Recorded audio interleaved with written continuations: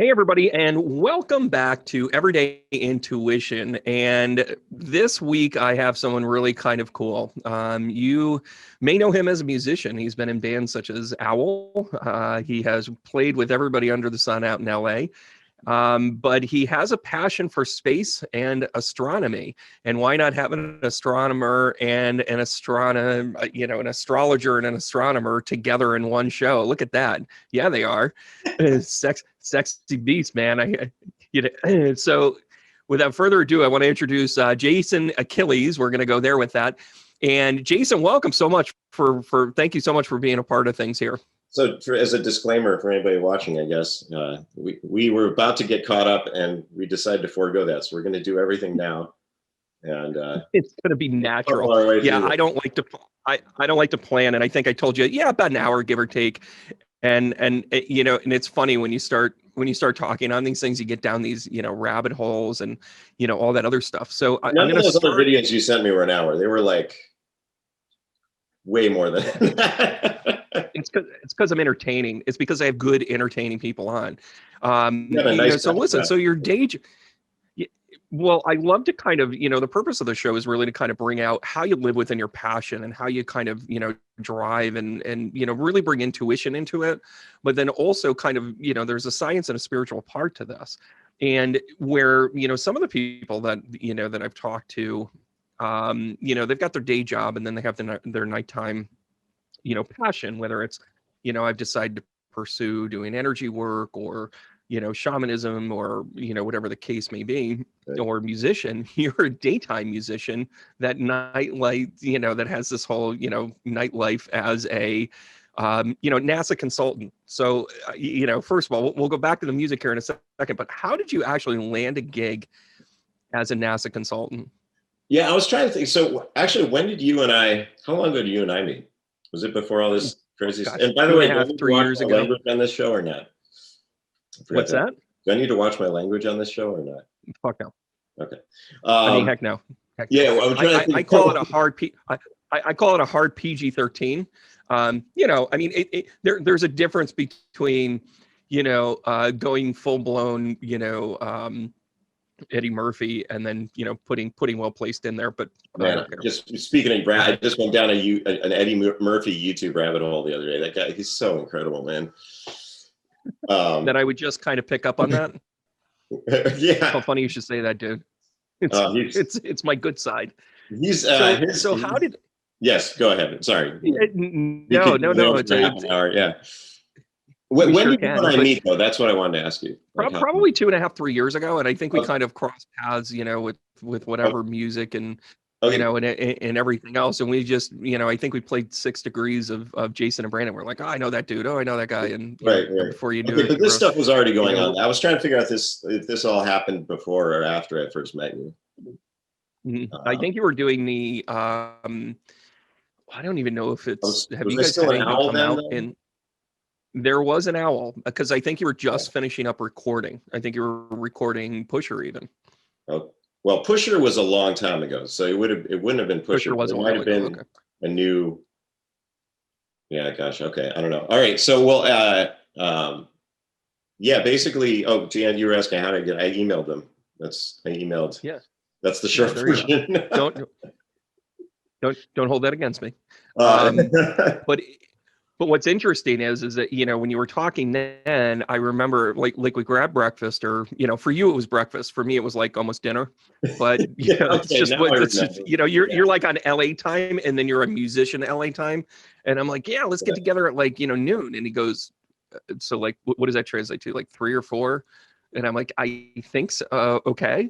But as we were sitting there, we talked about a bunch of stuff. And one of the things that you really were embracing.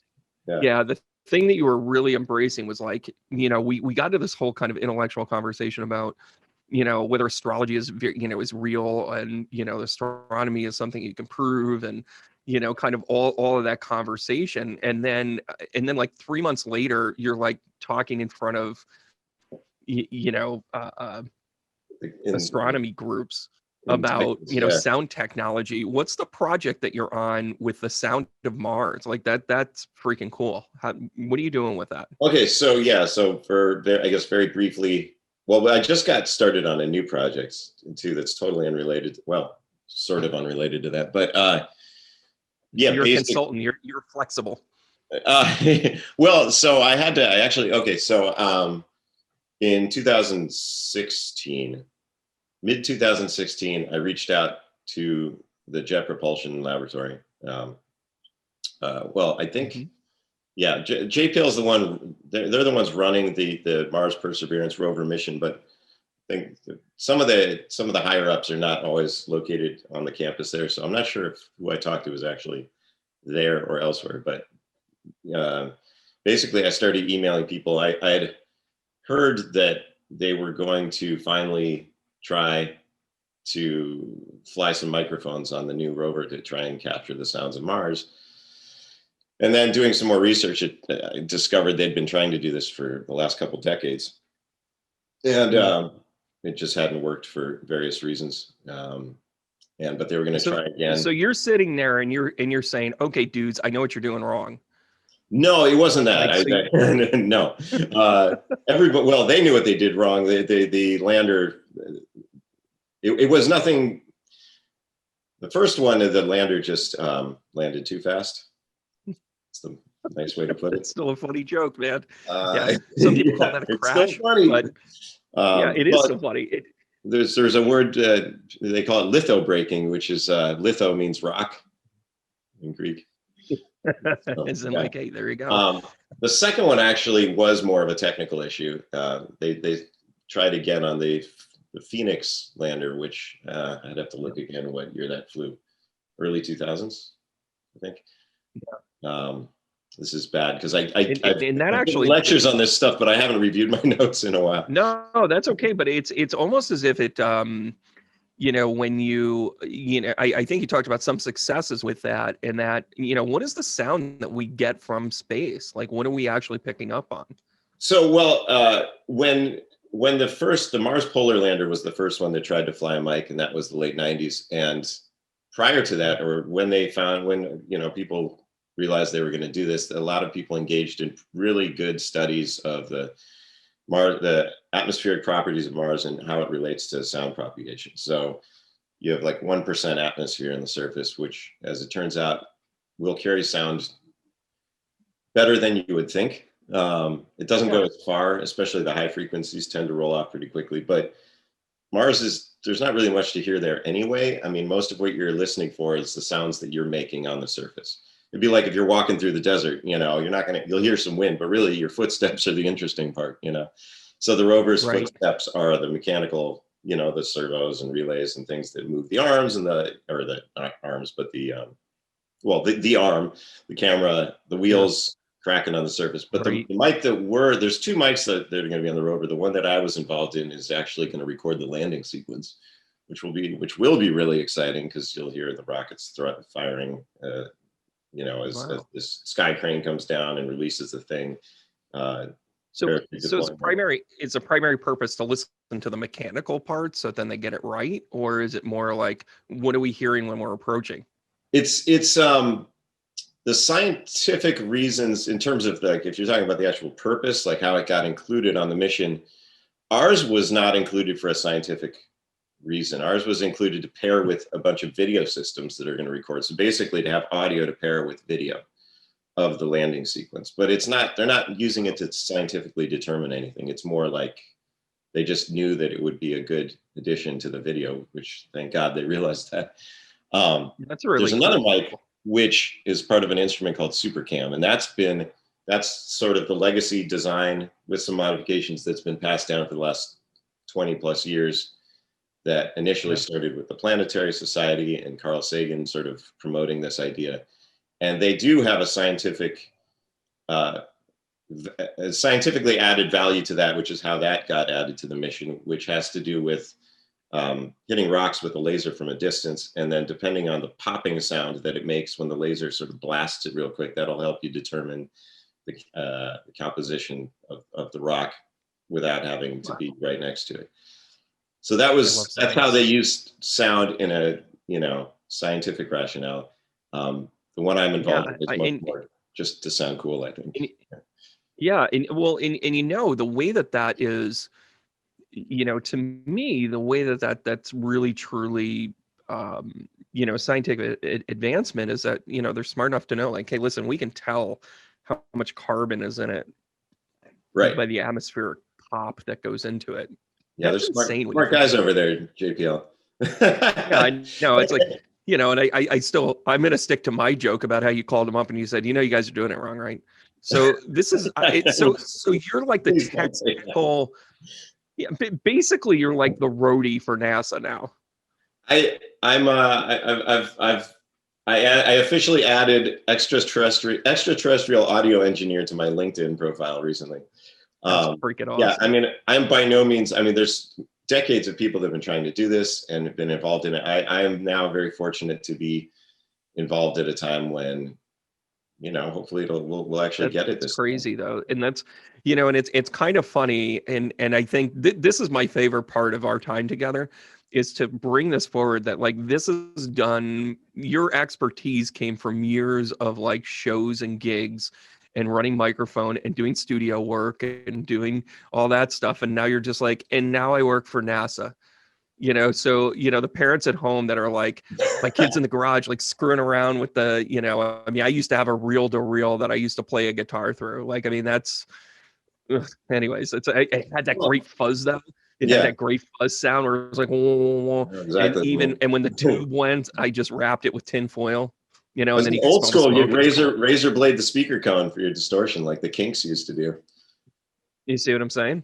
Well, like that's the stuff that well, I was just going to say what you just brought up about like weird ways to get into the space industry. I don't think there's a lot of people, like I've had a couple, now that I'm doing this more and I've been speaking a lot more at public events and trying to get kids interested in this stuff, like kind of like you're saying. And like, one thing is I try and stress is if this is something you want to get into, working in outer space, I mean, they need everybody from electricians to geologists to, people that work with, deciphering weather patterns, like almost every, there's a lot of different types of work that you would think have nothing to do with the space industry, that like, if you want to work on rockets or work with science in outer space, it's a lot of like geophysical sciences that are the same. Well, not listen, the same, translating to that world. Well, and I'll also say this. Listen, and I don't mean to have a whole, Dr. Stephen Greer, angle to it, but us mediums and conscious people, we're getting our fair share with that as well. That seems to be coming into play.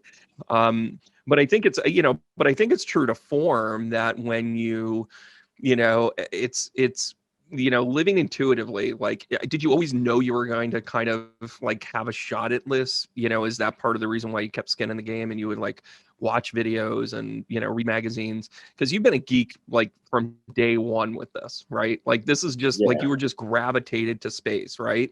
No, I always loved this stuff. Yeah, ever since I was a kid. I don't know that. No, it's funny. Well, you just mentioned intuition. I mean, I've definitely tried to listen to that more as I've gotten older. It's like a voice that's been a hard thing for me to figure out, to listen to and sort of, I don't know. That's a hard question. Let me think about this. Well, is it something that's always been consistent and kind of running in the background for you? Because I think that's really kind of where I'm going with this, where it's like, even if it didn't make sense to you, you were still just like, oh my gosh, I got to see that space launch. Like, I mean, by staying together with it, or, just being connected in some way or another, that it always kind of paid off, where, somewhere along the lines, you must have, something must have popped into your head to be like, boy, if this is ever in space, this is the stuff I'd have to worry about, or whatever the case may be. So I'll say there's 2 points on that are totally different now I'm thinking about it. I've always loved space stuff, and I remember that since I was a kid. Right. I remember being in my kindergarten class with my teacher. I remember watching Star Trek, the first Star Trek movie, the motionless picture, as people like to call it. Right. Which I love, in that opening scene, where the Klingons get vaporized by that, and I remember the sound that went along with that too, actually, like, it was really cool. And I guess in that way, sound and science fiction and sound have always been sort of tied in my brain in that manner. Mm-hmm. Well, I mean, if you go back, if you take out the, the John Williams input to Star Wars, you don't really have a first movie. Yeah, it's like little. it was 100% created in the emotional tie to the music. And period. who scored? Was it Joe? Gosh, I feel like a jerk that I always get. There's a couple of the prime Star Trek composers in the films, and I always get them mixed up. James Horner did the second one. He did the Wrath of Khan, which is amazing. And James Horner was like, but who did the first? Was like the gold standard for everything. I don't know. I can look it up though. Yeah, because it's amazing how much that comes together. Well, there was sounds sometimes like if you watch that Klingon battle sequence from the first movie, or what? It's not a battle. It's just Klingons getting vaporized by the cloud, by V'ger. There's a sound in there. It's like this, and it's not. It's not an orchestral sound. It's a weird sound effect, but it was part of the score. But it's done in a way where it sounds like a mechanical sound. It doesn't sound like so it's not like a sweeping melodic string thing. And right, it's almost like in your face where it's like wah, wah. I know exactly what you mean. It's Jerry Goldsmith, by the way. Okay, it was Jerry Goldsmith, right? Okay, yeah, it was Jerry Goldsmith. Yeah, he's also, and he had amazing. Yeah, he's done so much stuff, and later on, the later films was Michael Giacchino. And it's funny that you're bringing up the sci-fi and the music component, because that is such a it's sound, it's space, and everything else. And it's funny, even if you go back to creation stories, it's not about what got created, it's things like God said. So it started with sound. Everything always started with sound. The Greeks call it the logos, the word. What's that? The word, the logos. That's in the chapter 1 of the Bible there. The word, there it is. The word was God, and God was the word. The logos. There we go. Greek is pretty crappy. Yeah. Oh gosh, that's right. Yeah. We can have a whole show on even on how religion plays a part in how we develop.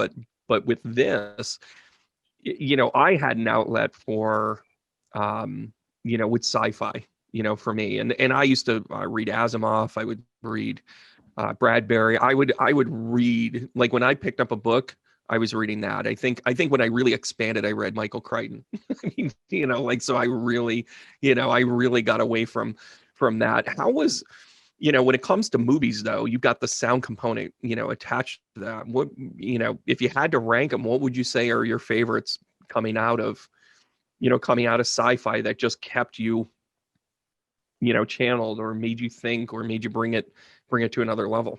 Well, it's interesting you mentioned the books, in relation to the movies, because, most everyone's like, no matter what it is, everyone says, the book was better. And I'm like, what, shut up. Movies are amazing. I've always loved movies and the spectacle and the sound, and all the other components. And, right. But, well, it's kind of like when you do studio stuff and live stuff, and people will always, this one always drove me crazy. So you'd lay down a track, and you'd have months to manipulate and get it right and blah, blah, blah. And then you play it live and be like, well, it's better on the record. And then, you sit back and you're like, it's two totally different things. Like I had 27 tracks going in the studio, and I got one guitar here. Like, you don't hear the difference, like that right there. They're two totally different art forms, but you can get things out of a live show that you can't get out of the studio, and vice versa. And I think that's the difference between books and movies, quite frankly. Like, you can get certain things out of the book. You can almost make it more complex in the book, because, the viewer has to say, if you have more than 3 storylines, all of a sudden you're a Ray Carver film, and you can't, you're all over the place, right? Well, it's funny because, like, they're remaking Dune again now, right? And anybody who's read Dune knows that like half of that book takes place inside people's heads. Right. So, and they try, they tried to do that as originally, have these whispered voices, which I love the David Lynch version. People crap on it all the time, but I thought the casting was really good. Baron Harkonnen in that. Who do they have in this one? I certainly saw the original. I don't know who there's some good cast members, but I don't know who the main guy is. I remember I saw his name. I was like, I know. Well, isn't that the sign of a good movie? I remember even with Star Wars, that was one of the things they didn't want like known characters coming in. Like they didn't want people to be bigger than the story. It can be, and but yeah.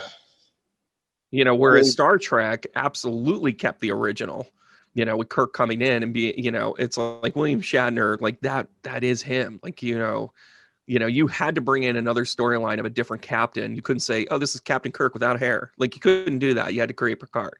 Oh, right? Well, yeah. I mean, the next generation's so good. It's just it's so good, man. And like, I don't know. I've been watching that a lot through our time of the geeking out. apocalypse. So this is how you do research for NASA. You're like, so, what'd you do today? And as a consultant, you're like, well, I did quantitative comparison between, 2 and 3.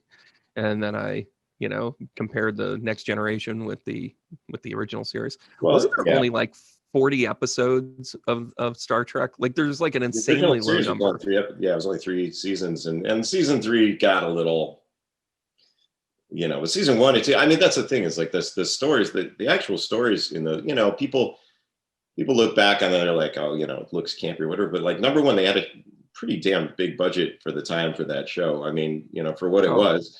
And 2, I don't know, people, like the William Shatner School of Acting. I think it's great. I love it all, and it his taking it that far was balanced very well by the other main characters like Stan. It all worked wonderfully. People. I don't know if you know the backstory with that, but it was about to get canceled in the first season, and who stepped in? Wait, do you know who stepped in and made sure that the show didn't get canceled? I'm sorry, which one are we talking about? The Star Trek.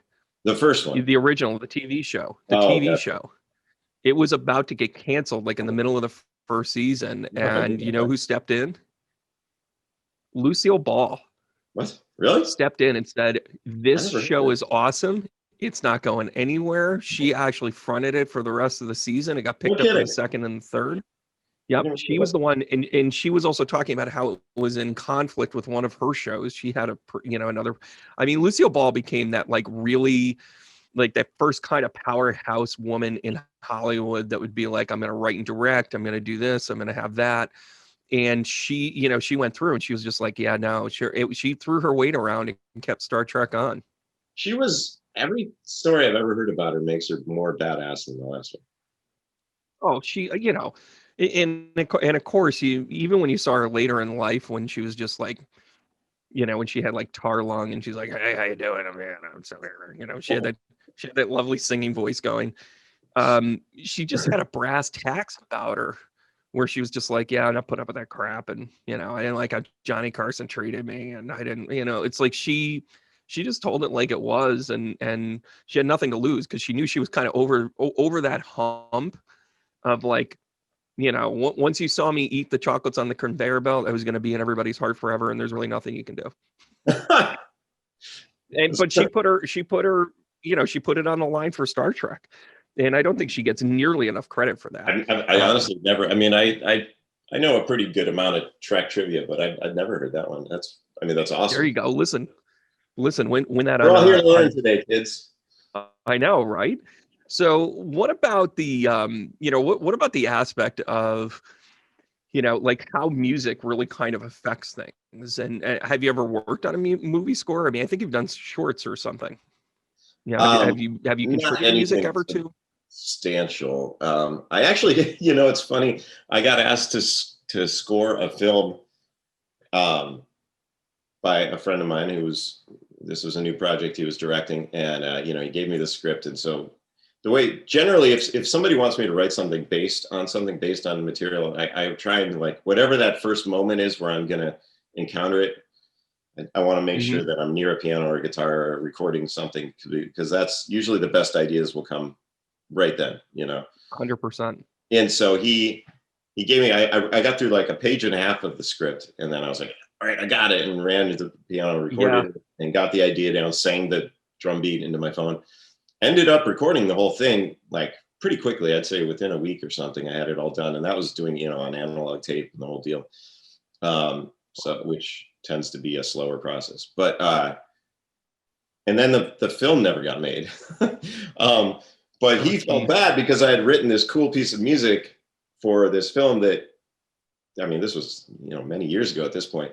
So then he came back and ended up shooting a music video for me that I think was sort of loosely tied to elements of the film, but I've still never put it out. So I have this cool piece of music with this cool imagery that we actually shot in quadrants in a full spherical format. So it's actually a VR, you know, you can watch it. That's really cool. You can look around and like, there's different versions of me. And then there's my friend Kat Brower, who's an actress here in LA. And she played this sort of Victorian era sort of character reading these letters, and you know, and we started a fire in my living room at one point to filming her burning these things. Anyway, I've never put this out. It's called Justine.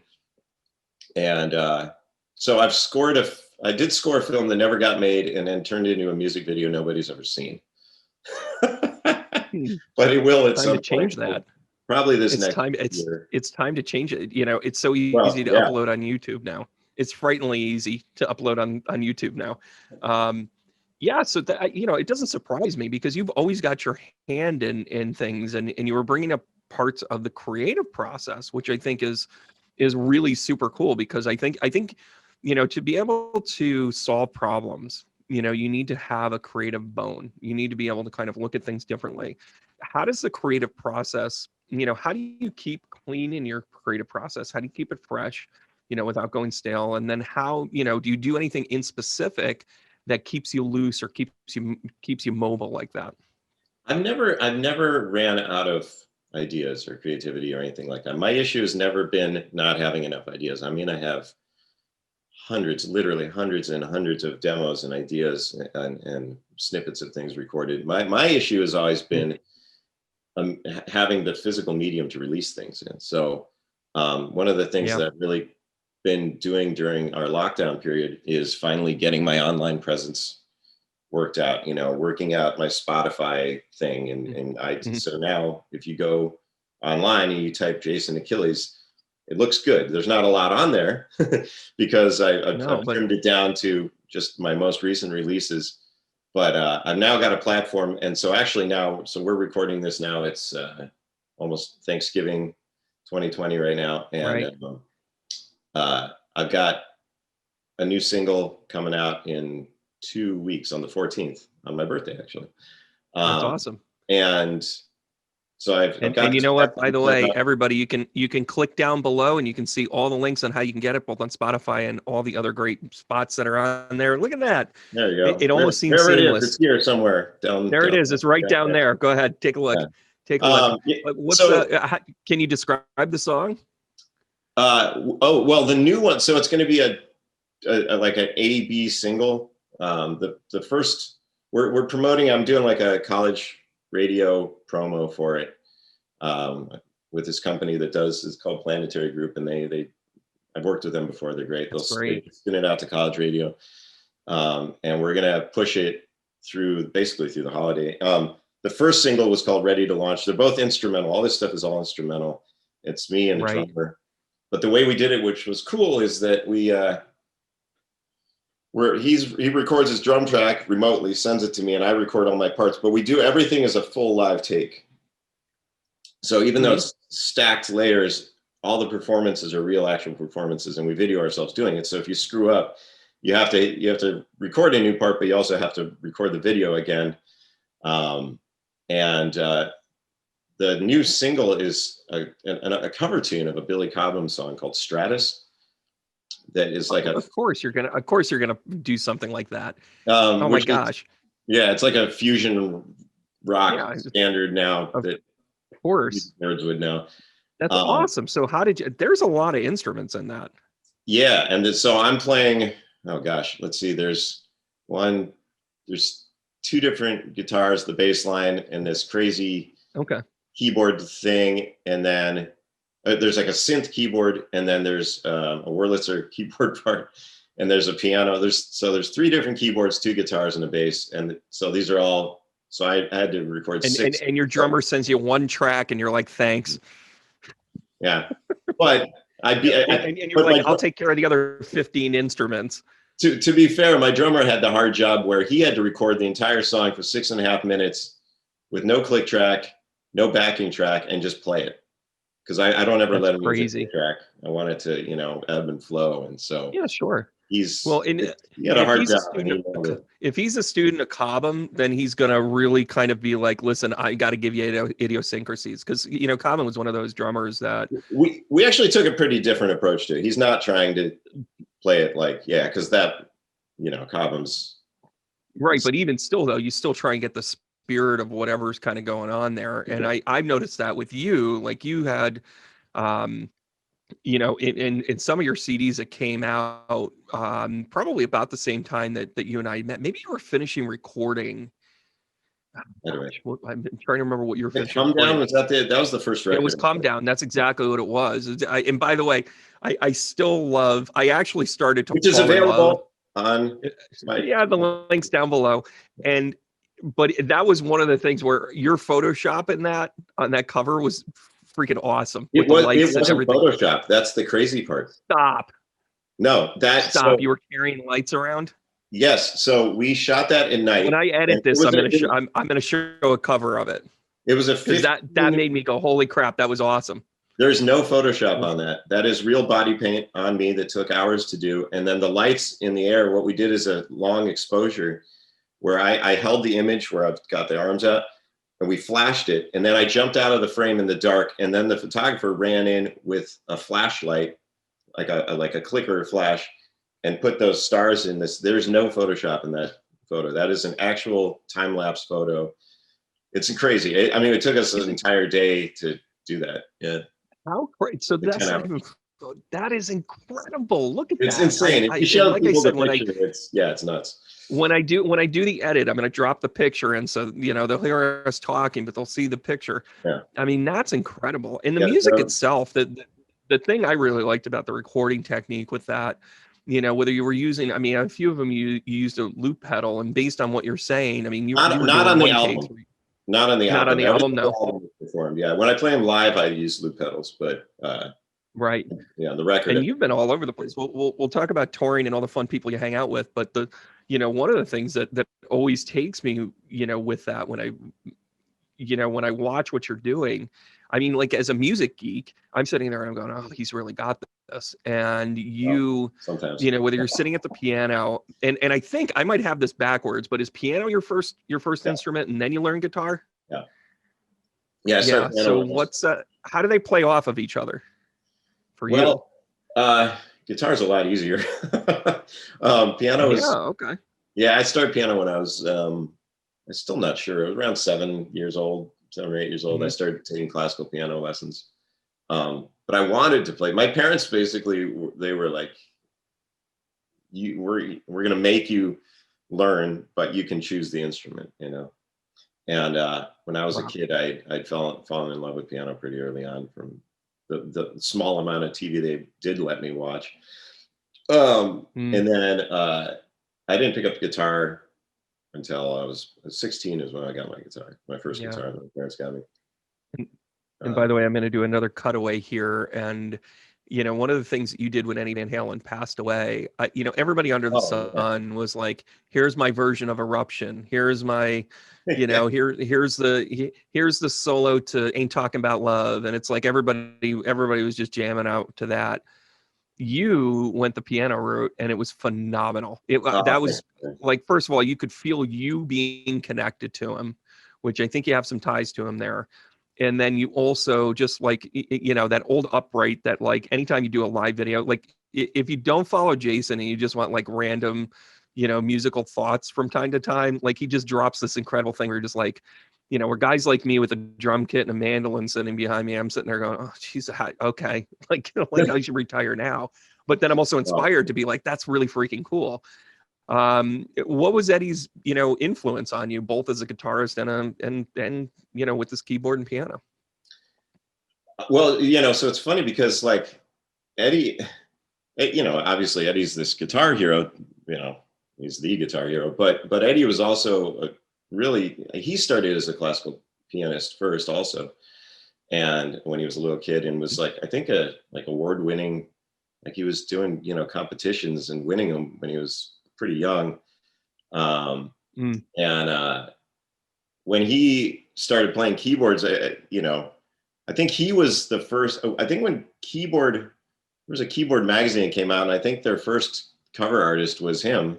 You know, a guitarist on there. Was it really? Because that was right around. Well, did it come out in '83? I mean, was Jump what was out, or 84 or 86 or something like that? Yeah, because yeah, because well, there's Jump, and also the song "I'll Wait" was on that record. I'll Wait in 1984, which is an amazing keyboard track. Well, and it's almost and. Yeah, and of course, you know, you hear all this stuff after he passes, and you know the feuds and stuff like that, and you know DLR was like, oh my gosh, we're a rock, you know, this keyboard thing and blah blah blah, which is hysterical that you know his biggest hit is you know the keyboard driven California Girls, but we won't get into that. Well, even I mean, like he definitely worked keyboards, like Just Like Paradise was one of his early solo. Oh yeah. Tracks. There's a lot of heavy keyboards in that too. I mean, it's still very guitar driven, but you know, who knows? I've been in enough bands to know that he said, she said is it just yeah. There's somewhere in between, right?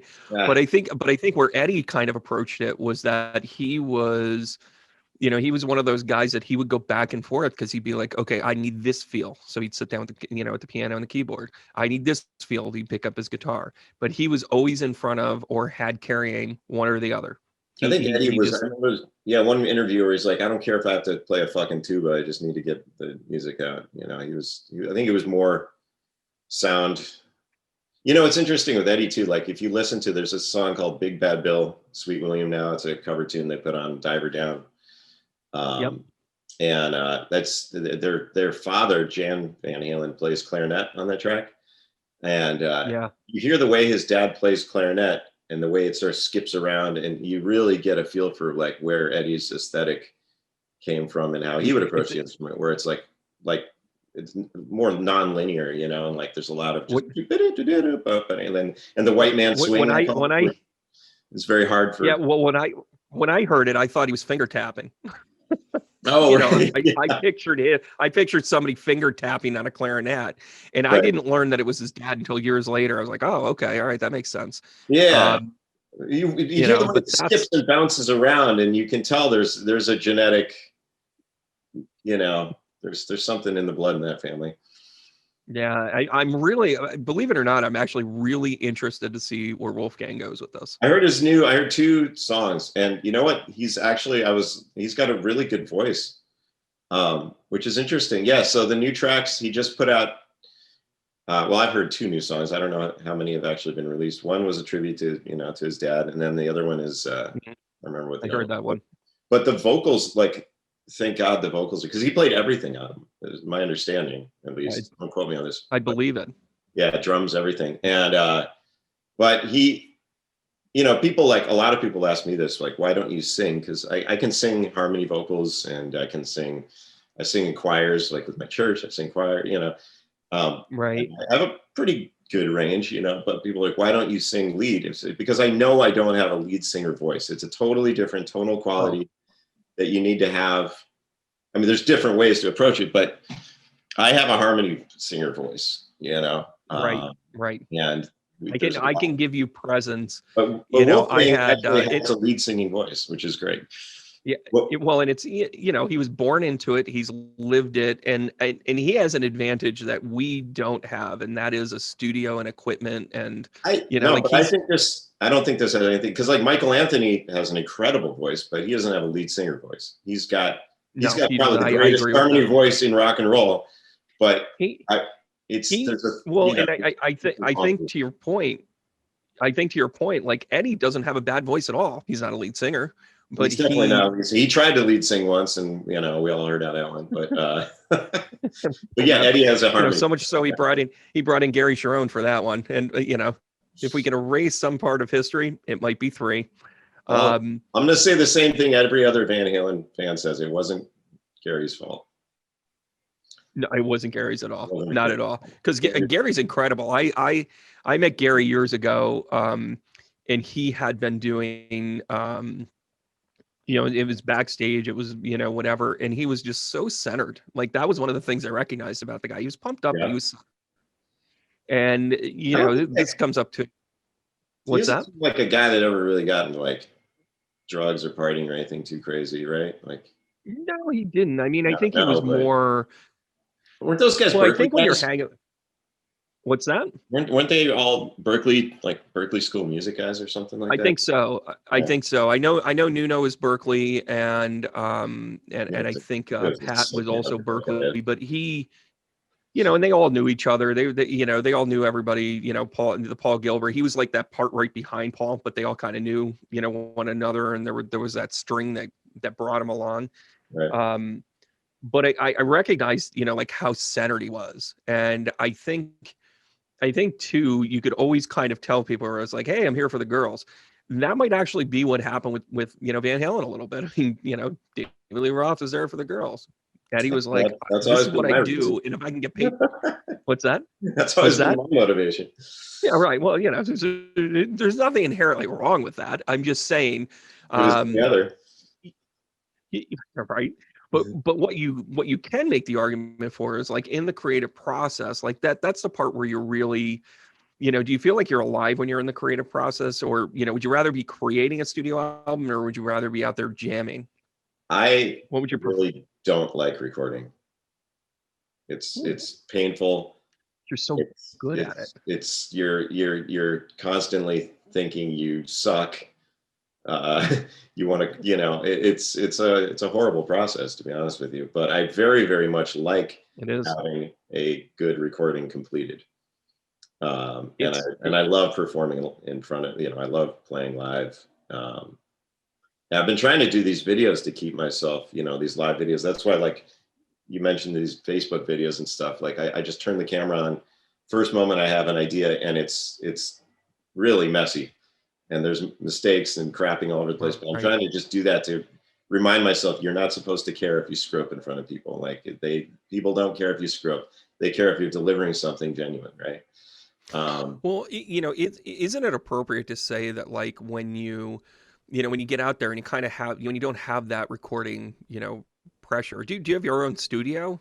I mean, you've got your own setup at home, right? That's what, in fact, that's why I started, like, when I was in college, I started recording, like, all my own bands. I've always recorded them. Right. At least the ones that start out with a 4-track, and, you know, and then go from there. Yeah, I got an 8-track, 1/4-inch, fancy reel to reel, which I still have in the other room here.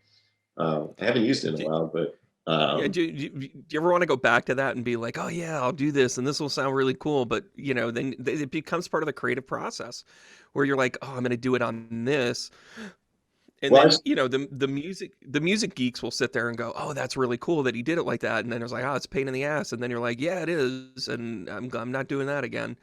But, you know, when you go back and forth with that, and, you know, playing out live, and being in the LA scene, you know, you jump on stage all over the place. Like, how much do you play out? And, you know, of course, pandemic notwithstanding, yeah, you know, I mean, who do you really enjoy playing with? Who do you really enjoy getting out there and jamming with? I honestly don't really enjoy playing in LA unless it's like a special engagement or a really cool show, or pairing with, you know, some cool bands, maybe they're friends or something. But there's not really, I much prefer to play out of city, out of state, and if possible out of country. I've been to Europe twice now in the last 2 years, and that's, I mean, those experiences are just the best. What sets it apart? Your reception, for one thing. I mean, when people realize that you come halfway across the world to play for them, there's a certain, like, okay, well, they can't suck that bad, you know, or at least they recognize the intention behind what you're doing, I think, a little bit more. You know, like, if you're willing to, you know, go through the money, time, hassle, all this hellacious, you know, trying to pull the gear together in a country that uses a different, you know, amperage. And so, like, you know, you know, you can't even, like, your pedals will explode. Well, not explode, but, like, well, I've burned out a few power supplies. You know, I mean, there's just like all these stupid considerations. You know, somebody in your band's got to learn to drive on the other side of the road, and, you know, he's going through all this stuff just to play, you know, 35 minutes of rock and roll for him. they're like, all right, we'll see what you got. And also, that's cool. Yeah, I mean, like in LA, you play, I don't know, everybody, it's not special here. It People makes aren't, sense. I have a friend of mine in Nashville that says that all the time. He's yeah, like, when I first got there, I was really kind of pie-eyed. I was ready to get out there, and I wanted to play, a couple of nights a week and whatever. And he's like, it was just, that if it wasn't for the fact that tourists were coming in, that might have been, that were, they wanted a glimpse of some star somewhere, and whether you that's, had somebody in town doing a recording that just wanted to keep it loose or whatever. That's what the hope was.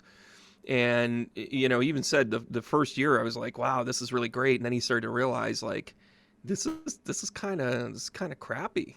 I Like like, this would have been a nice place to visit. I like being from LA. I like working in LA. I love having my studio in LA. I mean, you have, um, like, especially running old analog equipment. This is one of the few places on earth where you can get that stuff serviced and fixed. And, Oh yeah. in fact, my whole console just took a dump last few weeks, so I'm waiting for a part that I ordered online. But I found an amazing tech here locally who was helping me out, and Huh. you Isn't know, that crazy? so it's a good place to. It's a good base of operations, I think.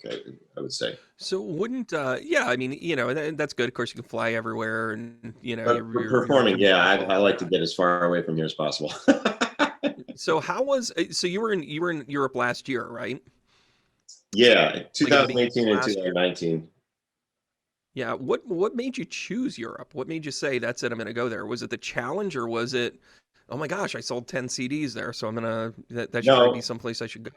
it definitely wasn't any preset. I mean, nobody knows who I am anywhere, whether it's England or Europe or, South America or anything else. Um, I've always had a fascination. I guess I'm calling what you call the Anglophile, right? So I've always Okay. loved, it was actually specifically, it was mostly UK. And then we spread out a bit and hit France and Spain. And I played a little bit in Austria, which was cool. But Wow. I really, really wanted to go to England. I mean, England and America have had this great leapfrogging establishment of rock and roll, right? So, like, Yeah. it started here. It's like a music exchange program. Yeah, like, and we're gonna one up you, and it started here, and then the Brits got a hold of it, and they're like, all right, we're gonna make this into some real stuff, with bands like the Kinks, Mhm. and Yeah. Did you then move did you move the needle when you went to Europe? Like, did you actually, did you see a spike in album sales? Did you get some following? Like, what was the, aside from the experience, which sounds awesome, did you see the other benefit where they're like, holy crap, they really appreciate this and they don't mind spending, $10 on a CD? so yeah, the big, I mean, there weren't a lot of people at our shows because again, nobody knew who we were, but the percentage of people there that would then come up, buy the record, buy the T-shirts was like nothing I've experienced anywhere else. Wow. Like half the audience would buy It's, my stuff. Where normally you're lucky if 5%. yeah, you Does. get, And these are not people who came to see me. These are people who were there hanging out, and then they see us doing our thing, and then would come up. But the funny thing too is that while we were playing, because our music's all instrumental and it's just me and my drummer, it's kind of like you're watching this weird musical juggling act that people would just kind of stare at us. And so we'd be playing, a lot of times we'd be playing shows and I'd be like, oh God, we're bombing. They hate us, and yeah, they would applaud afterwards. And you're thinking, well, maybe they're just being polite. Well, no, the English don't do that. They're not polite. If they like you, they'll tell you. And if they don't like you, they'll tell you. And I think there's a purity of appreciation for well, specifically the that's great genre that you of had rock positive music. response though. And again, it's, What's that? What were you saying? Oh, did we lose each other? nothing. I just think Oh, that when, the point that the point that you're making with this, right? I'm sorry, are you in LA?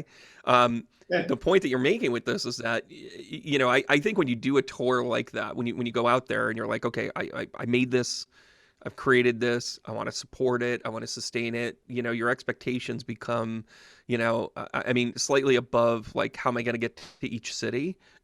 But then also, Well, when you there is get that kind that. of outpouring, yeah, it's now you've got the dynamic where you're like, oh my gosh, maybe this is something. Maybe I can, capitalize on it. And a lot of people don't understand how much with the music industry, like you've got to have that backing at first, and you got to do all that stuff. Being an independent artist, whatever your art is, That's but brutal. being an independent artist, like it is a labor of love, right? Uh, So what keeps you going with it? Why do you say that's it? I'm going to do another. I mean, you're talking about the next thing that you're coming out with. Why, you're like, okay, I had a limited, success with that. I'm going to do another one. Is it because you just need a platform for cool ideas? Or actually, you just want well, to keep pushing? I actually thought it was really successful. I mean, within the Good. means that we were able to reach people and get in front of them, the response I got was like, okay, I got to get back here and do this on a bigger scale, and it Yeah. set the stage for that in a really good way.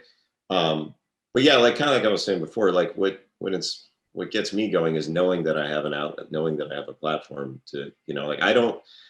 Okay, this is a long discussion, but um, there's like the idea of what is an artist, okay, right? Yeah. Keep going. This now we're getting nuts and bolts, my friend. Well, if somebody says, "Are you an artist?" It always feels equally weird to say yes or no in an answer to that, because in my mind, like a real artist is somebody who just creates out of a need to create regardless of who's listening, like your Emily Dickinson or your, somebody like this who just like the kind of people that want all their paintings or their poetry burned when they die because they're like, that wasn't for you, that was for me, screw you. Right. Right. um I don't do that. Like I need an audience, which is not to say what I'm creating isn't genuine. It very much is, but I don't, like, I can hear the music in my head. I don't need to record it for myself, you know. Right. Um, Well, I think that there's value in the artist complex, and intuition goes hand in hand with this. I mean, science has really proven how intuitive you really need to be from the anticipation part of it, and it could be my own bias, but I've read a lot about how drumming is actually scientifically, is an emotional IQ that you need to kind of, you've always got to kind of anticipate where you're going, whether it's because Not of a the lot of timing people of the. talk about IQ and drummers in the same sentence. I know, right? Well, listen, there's about six of us out there. Okay, Billy I'm Cobham, saying, Brandon I'm just Russ. putting it That's out how we there. roll. Fight me. I know, right? There you go. Is this a part? Are you picking on Dan? Because I mean, I can edit I that would out. absolutely lump Dan into that, and he'd be the first to probably agree with it.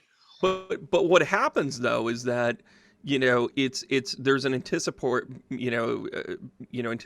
that you have to have with that. And by the way, that doesn't necessarily mean street smarts or book smarts or whatever. I mean, we're all going to come in third on Jeopardy. But what happens is that when you sit behind there and you've got to kind of trust where it's going to, there's a natural kind of connection with that. And I find, like, when I sit down and I am, the best thing I've done for myself in the last couple of years is take all the labels off and say, well, I'm not this, I'm not that. And if I want to sit down at the keyboard, or I want to pick up a guitar, or I want to sit there and do that, or I want to go out and do mediumship, or I want to teach a class, or I want to, get a meditation out there, I stay in the moment and I do those things, but I'm using the exact same tools. And those tools are that I kind of sit with myself, I let it kind of flow, I allow enough time for me to kind of work it out and get it to a point where it's like, okay, now this is ready if I'm sharing it with somebody. And you bring up a really important point about like how you're built. You're like, I want to share this. And I don't think there's anything wrong with that for an artist to say, I'm making this so I can, make an impact somehow, some way, whether it's a dude at a pub in London, or if it's a kid at home that hears my stuff in the background, whatever. You're approaching it from the point of, you want to create that energy that's out there, and the fatalist kind of fall on the sword like, oh, I'm just an artist and I'm all that other stuff. The But martyr syndrome in artistry is just, to me, that's counterintuitive. That's actually not expanding. That's not energy. That's, I want to be angry, I want to stay angry, and I'll find a reason to do it. But I think what you're approaching it, you're actually going to expand, and that actually helps you get better, as time goes on. And the interesting thing to me about the guitar and the piano for you is that it sounds like one plays off of the other a little bit, and it's that dynamic that kind of creates that energy to be like, okay, well, I just figured this out on guitar, but now when I play it on piano, yeah, it's harder, but it sounds cool with this if I do this backing and this thing. And that's the creative process, I think. I mean, do you do anything specific? Like, do you meditate? Do you run? Do you do anything specific where you're like, okay, this gets me in tune for me to go out there and do what I got to do? You're about to laugh and say I sleep a lot, but Well, I don't do you sleep do a lot. anything I will specific? have a couple beers. Yeah, nothing wrong with that. Um, so it really it's just a matter of just staying loose in the moment. What are you talking about, like specifically with live shows or with Well, recording? for the creative process, for playing live, for whatever the case may be. I mean, yeah. So, well, it's pretty different live versus recording. With recording, I have to psych myself out a bit. Yeah, I'm like, just get myself to. I don't know. I always do better at night. For some reason, I can never record well in the daytime. And Nothing wrong something with happens that. at nighttime where things loosen up and I get a little more. And then I'll usually drive myself, in the studio to the point of like where I'm ready to smash my head into the wall. And then I'll usually, if I'm that angry, either it's not happening and you just have to come back the next day, or it turns out you did get it and then you got so focused on the minutia and the details that you're not being able to evaluate, from Mm-hmm. when you're producing, because I produce all my own stuff, and as a producer, the job of producer is to see something through the eyes of the public. So you have to but when you're playing and you're in it, you're doing the opposite of that, right? So, Right. but when you can extract yourself, which usually happens like the next day, you'll come back and listen to me like, okay, yeah, I got it. So what I've been trying to do now, I guess, in regards to what you're asking, is trust a little more that like at the end of the day, you're pissed off and you feel like maybe you got it. Okay, that's the time to walk away, turn the Yeah. power on, come back the next day and listen to it. And then lately, I've gotten to a point where there's a certain combination of frustration and satisfaction I'll feel inside after I've been recording a section. Yeah. Like, okay, I know I'm pissed about this now, and I think it sucks, but I think this is. I remember the last time I felt this way, and when I came back the next day, it turned out it was good. So I'm going to walk away now, and it's counterintuitive, but it's actually trying to take your lizard brain and be like, all right, shut up for a second, walk away, come back, Right. and the next day you hear it, and you're like, yeah, okay, that was good. Well, I think you're bringing up a couple of I different think that things. makes And first of all, that goes hand in hand with the artist. You're also looking out for your best interest if you're able to put on that producer hat, because you do want it to get out there. You do want it to get I want there. the So you're sound not being, good. Yeah. yeah, and yeah, exactly. You want it to sound good. You don't want to, put out junk, or you try and do what you do. And it's funny that we're actually talking about this, because I originally had this vision when I moved into this new space, like I was going to have a music studio, and then I was going to have like a video studio. And then I'm realizing that, when you have as many students as I have, I needed the extra room. Like I couldn't give up a room for, my guitar to sit in. So I had to move everything back here. So in that process, I'm like, oh my gosh, I'm going to sit down. I haven't played on the keyboard for a little while. 20 minutes later, I'm hitting record. I'm laying something down, and for 2.5 hours, I'm like, there's a whole thing in this. Like, and by the way, we're recording this on Thanksgiving Eve. I'm like, oh my gosh, this is a Thanksgiving thing. So now I put the additional pressure on myself to be like, I can get this out by tomorrow. I can go Yeah. ahead and do that. So I got to a point where I got all these, parts, and and for me, how I work is I will work with, I'm not a piano player by nature. Even guitar, I'm self-taught. I work with chords, but what I do is I look at it from like, if I'm just starting out with this, what would I really need to know? And when I listen to piano players, I'll listen to somebody like Susan Ciani, which keeps it really simple. Like she's just super simple, almost like you can't believe that she has a career. She plays so simply, but it's beautiful because she gets arrangement and the sounds and all that other stuff. And I'll like focus in on something. Well, today I'm like, oh, I'm going to sit here and work in the D chord and blah, blah, blah, blah, blah, blah. And next thing I know, I'm like, oh my gosh, I got a kind of cool thing. And I'm listening to it about a half hour before, we started this. And I'm like, this sucks. I can't fucking, But at the time that I was playing, I'm like, wow, where am I going with this? So I purposely said to myself, I'm like, I'm going to put this down. We're going to go do this. I'll revisit later. And if by, 10 o'clock, 11 o'clock tonight, I go, I can't pull it together, then I'll just put it down and it'll become a Christmas song. So, Right. that's just the way it is for me. But I actually have to put in artificial, things of performance to be like, oh, I got to get this done by this day. Do you ever Deadlines find yourself doing that, or do you deadlines are organically just, deadlines what's are that? incredibly valuable. Yeah. So how do you use deadlines to keep your creative flow going? That's everything I've discovered, and it's been these last few years, and actually really discover that even more with getting into the space world of develop where it's things are much more tangible, and like like we have a proposal deadline, it's in 2 weeks, you better get creative in coming up Wow. with your ideas. I mean, you have to um I've discovered that I actually work really, really well with a deadline. Yeah, it's that forces you to like get out of other. I'm not finding the right words for it now, but otherwise you could sort of like wallow around in your own crapulence, and like, oh, I could do Yeah. this or I could do that, and you have all these like wishful sort of scenarios of things you could be coming up with or doing or ways to approach it, and then it's like, no, it's due at 12:30. You better fucking get it done, and then you just that all goes in the And then you're wash. just like, You do okay. it, and the creativity, in my case, it whether it's science related or music related, it definitely like forcing a deadline is a huge help. It's and it's interesting too. I think back to going in college and everything. With that, I've literally attended 7 colleges, but for It me, doesn't. when I would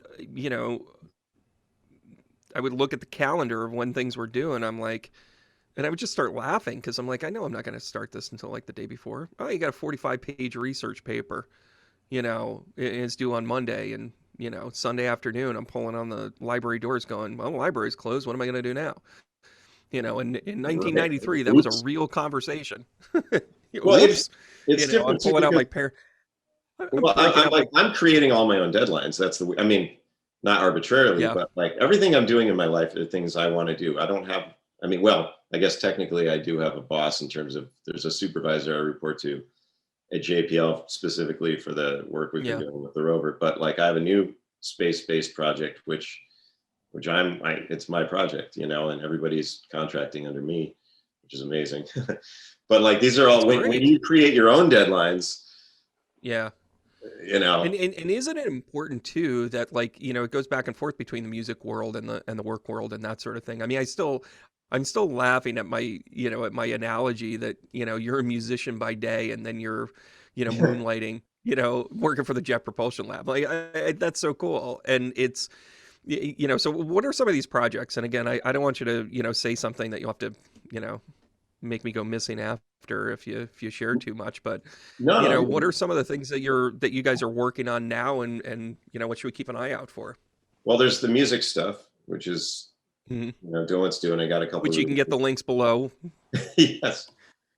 Um, Uh, so there's that, and then there is the contract that I started in early 2017, which is an ongoing open-ended consulting contract with NASA, and that's in relation to one of the microphones that's flying on the Perseverance rover, and which we just there was a flight check that was just released a few weeks ago, or a week or two ago. It was really recent, and it appears to be working well as far as we can all tell. And you know, I ran my own analysis of that audio, and they sent it to the microphone, the guys who actually built the thing, and they ran one, and seems to be doing what's supposed to be doing as far as we right. can all Any tell. specific missions, or is this more research and dynamic at this point? Well, so that's going to land in February, and Right. right now it's yes, and so that's it was an in-flight cruise check. It left Earth. Was it August, September? It's a six Yeah, month it journey. was earlier this year, right? So they do what they call in-flight cruise checks, where they just sort of make sure everything survived launch, and things get rocket launches shake the crap out of everything, and it's a pretty brutal experience, especially for a little microphone. Um, and then separately from all that stuff is another project I've been working on where we're developing a lunar. At this point, it's a lunar deployment. It's a camera that will kick off of a rocket as it's landing on the moon or eventually Mars as well, where It'd be like if you're coming in for a landing on an airplane or something, you took a GoPro and threw it out the window. So as you touch down, the camera now is bouncing on the ground, recording your landing from a remote perspective. So we want to do that on the moon. We want to do that on Mars. And that's my company, but I'm partnered with a lot of established aerospace companies in Southern California on this, as well as wow. the University of Arizona for like image analysis and things like that. And we just got a little over $500,000 grant. A little over $500,000 is a grant from NASA. But it's great. But so they basically, so my company is the project leader for that, and NASA gives us the money and then says, okay, go do what you promised you'd do with this. Their funding programs are amazing. I mean, this is my first time working in a funding program, because the JPL work, I'm just like a normal contractor, you know, but this is a grant program and it's a totally different thing. So this is all new for me, you know.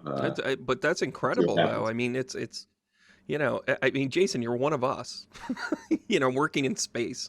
That's and kind of, it's funny you say that, because like, okay, so you were talking about this. So for people that don't know, and that's, I guess, one other thing I've been doing is giving, well, prior to the apocalypse, they were public talks. And now I've been doing virtual talks with either a class of, you know, like at a conference, or with like kids. I've been talking to a lot of like second graders and third graders and stuff like that. But that's basically awesome. Talking about working with music in space and how this maybe all loosely ties together, telling people about the Mars rover.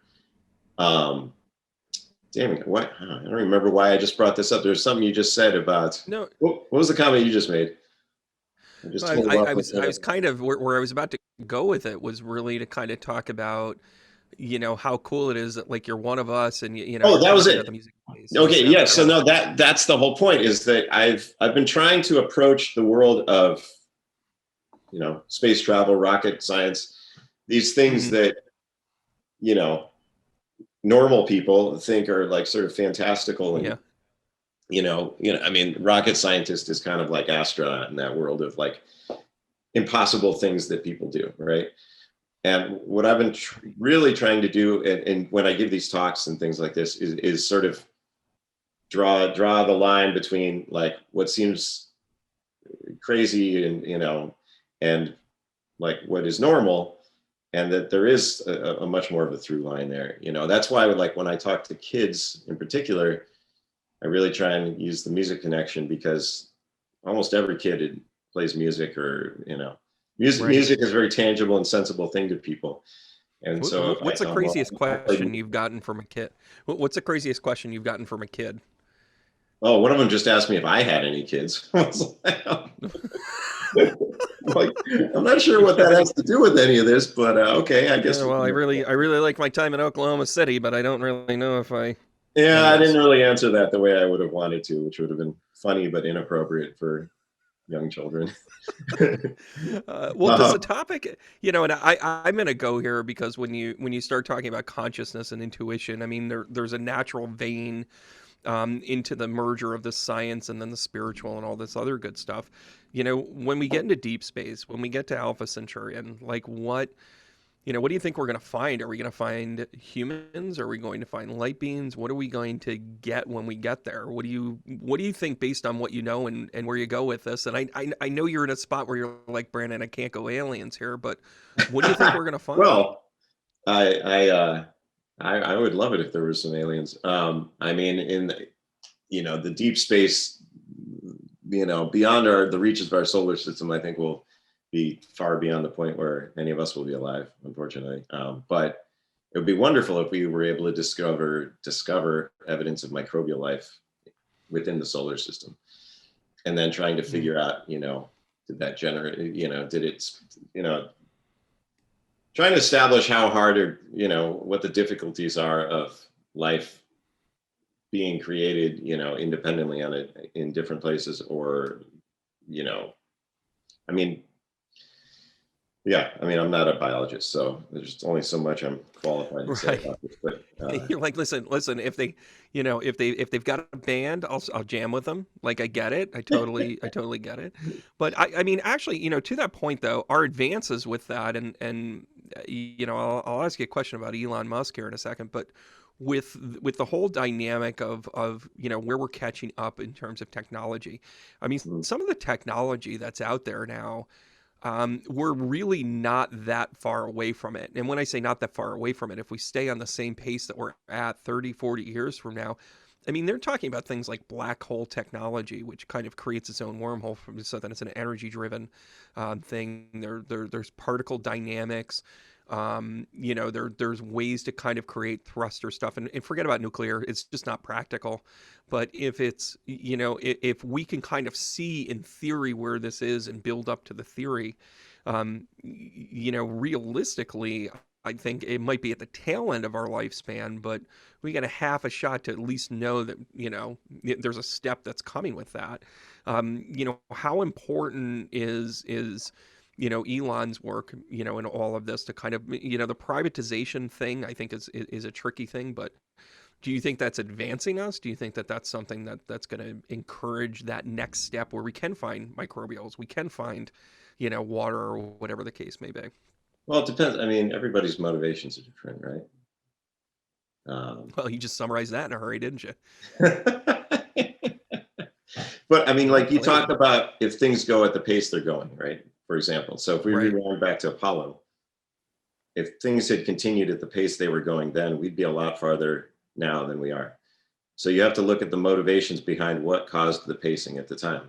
And we Yeah. had at the time, D- we had the space race, Russians. we had Russia and America, right? And it was this big Yeah. huge political motivation that allowed for the US government to have, I think, 4% of their budget allocated towards that space program, Mm. right? And after that, you know, people got to a point where the next Saturn V launch, sending humans to the moon, wasn't as big a deal, just like we got used to seeing the space shuttle fly up and down every day. And then one exploded, Mm. and they're like, oh God, that's right. That could have happened at any point during this. And it just Yeah. now finally, you get whitewashed to the dangers. So, like right now, we're very excited. The public is very excited about watching America launch humans back into space, right? Which is something that SpaceX just started doing, and everybody's getting super excited about it. Whether or not that excitement will last or change depends on a lot of different things. But the motivations behind the doing of it are totally different now, right? In private industry, Right. versus, and you've Well, I got think it's other. a cultural behavioral thing, quite frankly. I mean, where it's like, okay, well, we had the space race, which is, what pushed us. And, Yeah, I could have an entire conversation about, how the end of World War II, Roswell, and our need to get ahead of Russia was actually the reason why we had a space program at all. yeah, Versus how now, we're just speaking in the language of humans and say, well, if you got enough money, we'll take you. And that's what's in it for them. That's what's in it. You bring up the motivation standpoint, but isn't motivation ultimately the reason why we do things? Which is why the artistry question comes into play. It's like, what motivates us? I got to get this out here. I don't know what this is, but I'm struck by this and I got to record it and I got to get it out there. It applies then to things like SpaceX. It applies things to, all the programmatic stuff that you're doing with NASA, because we have this innate need to still advance things, but finding the motivation to do them sometimes is not there. Like if we found out that there was an asteroid headed towards us, we'd all be pooling resources going, okay, how are we getting off of this rock? well, hopefully we would be. I mean, right now we're sitting in the middle of a worldwide pandemic, and panning those resources together has been, there has not been a worldwide consensus of what we're dealing with. A lot of people don't buy it. A lot of people don't think it's all bullshit. So modern society now, you've got your Twitters and your Facebooks and there's, the way the world is reacting now to the pandemic. I mean, I haven't, to be fair, I haven't studied this a lot, but I would be curious to see with somebody who is willing to put into patient to give the study.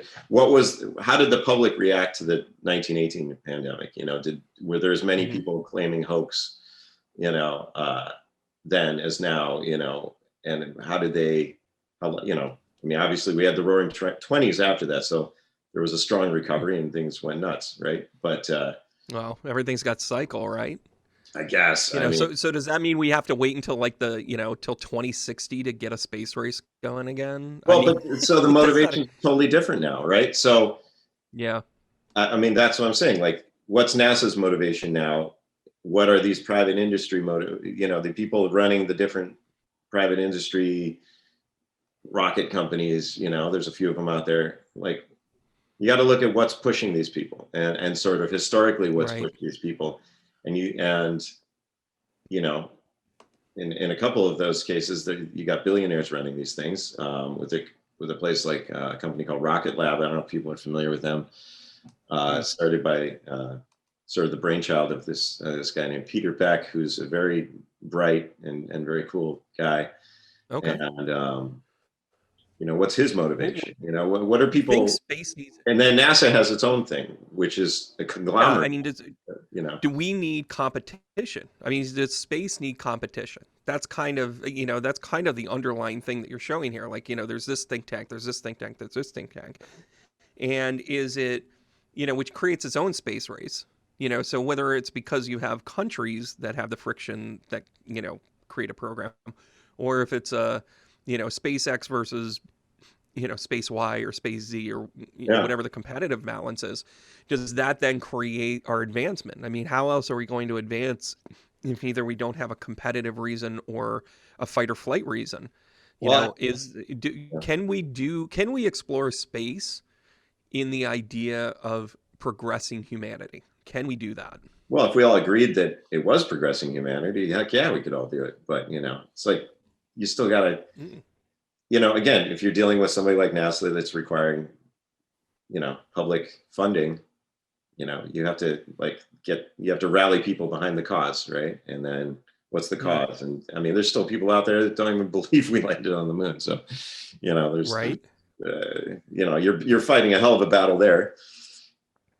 And then with private industry, like all the private industry seems to thrive on competition. I personally am much more of a collaborative nature, or at least collaborating with people, and then you can compete against other, but get the pirate ship going, Like right now, for example, China is kicking ass in the space industry, and the fact that our countries, our governments can't communicate with each other because they don't trust each other at all is asinine.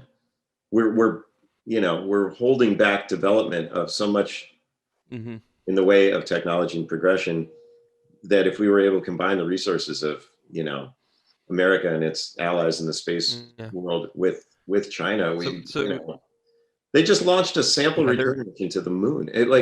That's incredible. They're killing. Describe that. What is that? And so, like, what is the competitive nature there? Are we competing for, eminent domain rights on the moon to be able to have the wherewithal to find new ways to try and threaten to kill each other? Like, it's funny, and this gets into the politics part of it, but oh joy.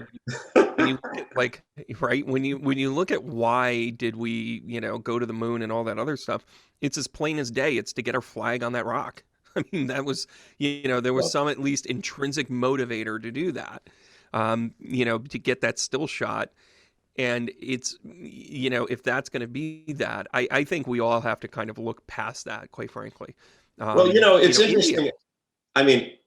It's easy for me to say this because I am American. I'm from here, and by and large, it's a good place. I'm proud to be an American. And I know this country has done a lot of bad things to people, but they've also done some pretty damn good things. And specifically when we planted that flag on the moon, there was this very specific statement: "We come here for all of mankind." That being said, there was our flag. So, right, it's like, okay, do you believe the words, or do you believe the imperialistic icon of the flag? Right? Right. The plaque said the right thing. The plaque said the correct thing. Right. but Well, is that's what it I'm saying. The words, yeah. right? And So then, but there's it's the where American this flag. goes. There's no Earth flag. Right. Well, no, Maybe I there should look be. at that. You know. I look at that like a NASCAR race. It's kind of like Neil Armstrong said the right words. The plaque said the right words. Sponsored by this flag. And Right. I guess that's okay. But I think you look at the other countries, and India also has an incredible space program as well. Yeah, they've been working hard. I mean, it's not big either. What they've done with a pretty small group of people is pretty awesome. I mean, relatively Yeah. speaking. And Um, it's like when do we pool all our resources and do this? What do you think will have to happen for China, who's working on part A, and India that's working on part B, and we're working on part C, and when do we finally put it all together and say, oh my gosh, like forget about going to Mars, like which galaxy do you want to go to, like well, that kind of quantum leap? What do you think will have to happen? so well, you talk about there's like you heard about that talk of like different types of civilizations. I can't remember. Was it Asimov who came up with that? I don't remember who came up with that. Or maybe it was an actual but like type 0 civilization, type 1 civilization, and it all has to do with how much energy production you're able to harvest, and then that basically from that you can extrapolate how far you can reach into the universe. Right. That's a very basic summary. I think that I'm properly summarizing that. But a type we're basically we're still like -1 or something right now. But a type 0 Right. or 1, so somebody will have to look this up. But at some point you begin expanding your species beyond your planet, and then beyond your immediate solar system, and then beyond your region of your galaxy, and then beyond your actually galaxy and other galaxies. And this is all talking about technological achievements. So right now we're talking about colonizing Mars. There's a lot of discussion about this because within our lifetime we will see people on Mars, unless you get hit by a bus tomorrow. You're going to live to see Right. this. But I have heard at least virtually no talk on what kind of society is going to be. How are we going to organize society there? Is it going to be nationalistically driven? Are the corporations sending people there? Are the private industry sending people there going to be having governing rights? Like, you can't just throw a bunch of people out on a rock with no structure, And Well, that's a great statement, and I'll take that. I'll actually answer that because every single culture and every single government, all of our paradigms, all of our structure actually are born out of shamanic tribalism. You have a leader and you have functional pieces of this, medicine men, warriors, da da da da da. You've got it all the way down the line. That is actually how you create a society. And it's funny that you say, do you just put people on, on a planet without, rules or whatever? And it really kind of leads back, if you're going to go into ancient aliens and kind of how we got here and progression of, how do we make that leap and missing link and all that other good stuff, that they kind of sat us down and said, here's what a shamanic tribe looks like. You're going to have a leader. You're going to have this. You're going to have that. And whether we have it innately within us or if it's something that was handed to us, there's a debate. But I think you almost kind of have to approach it because they have different problems there. They're going to have different challenges. They're going to have, realistically, how many people are going to be on the first colony there? 50, 100? What happens when somebody gets sick? What happens when there is a crime? What happens, it's like you have to figure out like what governs to all of this and what's a good punishment, push them outside and lock the door. Like what's, how far do you go? How far do you that would definitely go? do it. Yeah, Yeah, that or slows you like, down, doesn't it? I mean, what's the even just like do you have money on Mars? What's the use of having money? Like, what's a barter system? Like when I don't know, I thought about that a while ago. I was thinking probably maybe what would make sense is to have like a certain amount of energy unit that corresponds to a certain amount of oxygen production is your like base value unit for an exchange rate of bartering on Mars. Like something Hey, like listen, that. I can get you good air, and then you turn into space balls, and you got like Perrier in your drawer. You pull that out. I'm Who sorry, turned that was down called this Mel wall? Brooks. This is an Like, unlisted wall. Such a good never movie. call me on that. Never call this. Um, Yeah, yeah. yeah, President's isn't it Creed. funny? That movie's what, probably 25 years old, 30 years old. I saw that movie in the theater. Just saying. Of course we did. Are you kidding me? It was a sci-fi spoof. Why That wouldn't is we be absolutely, that? that's in my top 5. Spaceballs is brilliant. Well, yeah, and I mean, you think about that and all that technology. Yeah, they were kind of spoofing Star Trek and Star Wars kind of all together, but um, I mean, what they about spoofed him? Star Wars so bad they had to get Lucas's permission to like do it. It was, Yeah, and well, yeah, and the backstory with that is, Mel Brooks kept trying to, about the merchandising. he had already done principal filming, and then he heard through the grapevine like he was not happy. He was not Oh, about happy. Lucas. Oh, really? Yeah, Lucas was not happy initially, but Mel Brooks didn't, and he couldn't really understand. He didn't understand whether he was upset because he didn't ask him, or if he was just going to bastardize the thing so badly. And then he goes, I sat down with George Lucas and I said, "Did you like Blazing Saddles?" And he goes, "Oh, okay." He goes, "It's Blazing Saddles without the fire scene, without the campfire scene." He goes, "Basically, it's like." Yeah. It's like you can't fart in the suits in space. There's no farting in space, or he said something like that, and he goes, okay, well, so long as there's no farting, or something or another. And I guess he had um, a scene written, and Rick Moranis talked about how it was actually it was the reason why he took the film to begin with, because he was done. He had done the Honey I Shrink the Kids and all that other stuff. He was just done, and Mel Brooks was the only thing that pulled him back in. Yeah, he's But good. yeah, it's funny. What else is in your top 5? Top 5 movies. All right. Yeah, top 5. You're going to be on a deserted island / planet. Well, Star Wars, obviously. Um, Now, and now, is it the entire canon, or are you, do we limit this by saying you I have mean, to? everybody agrees that Empire is technically a better movie, but I mean, Star Wars is Star Wars, and the first act of Star Wars, especially, with Luke looking out over the suns and the music is just perfect. Um, Yeah, so I picked there Star we Wars go by again with the default music. just because it's Star Wars, even though, yeah, like I said, we all know that. Yeah, I've gotten into the books in the entire canon of all of the, like even though what happened to Darth Maul, how did Darth Maul come into be? How did Pelagius come into it? It's like I got really into. I wanted the backstories, and I thought when Rogue One came out, I thought that was like a fantastic backstory to one line in the 77 when she said, many gave their lives for this information. Like that one line became the entire movie. Well, you want to know something? And That line wasn't in that movie. That line was in Jedi, and they were actually talking about the second Death Star.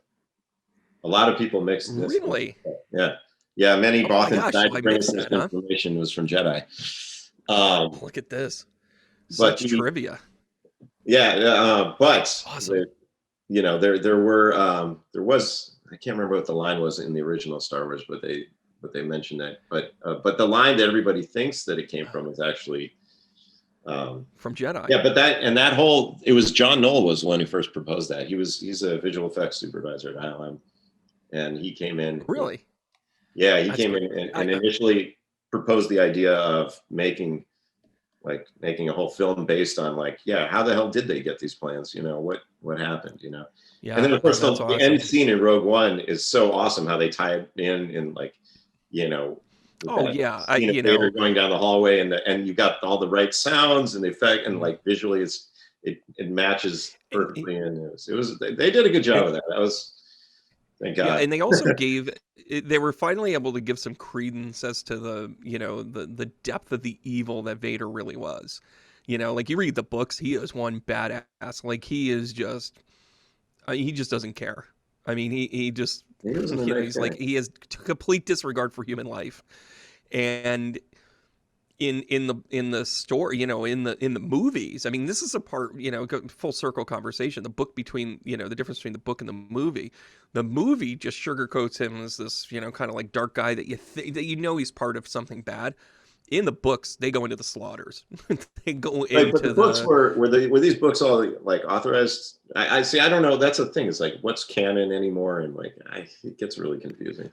Well, that's true. I mean, a lot of them, though. I mean, a lot of the books that I got into were coming. I was probably late teens.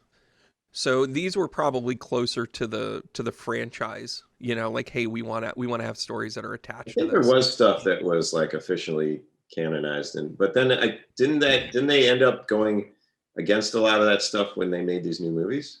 Of course. They always did, and then you get J.J. Abrams' take on it, and then you get this one's take on it, and it was, overall, I think they did a phenomenal job, and it's. Did you see the twist?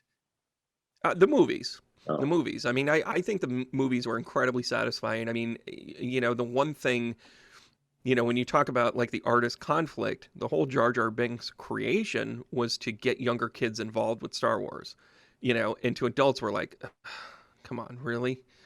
But then it worked to some degree, but it also didn't, it took away from authenticity. And but to me, and I'll ask your opinion of this.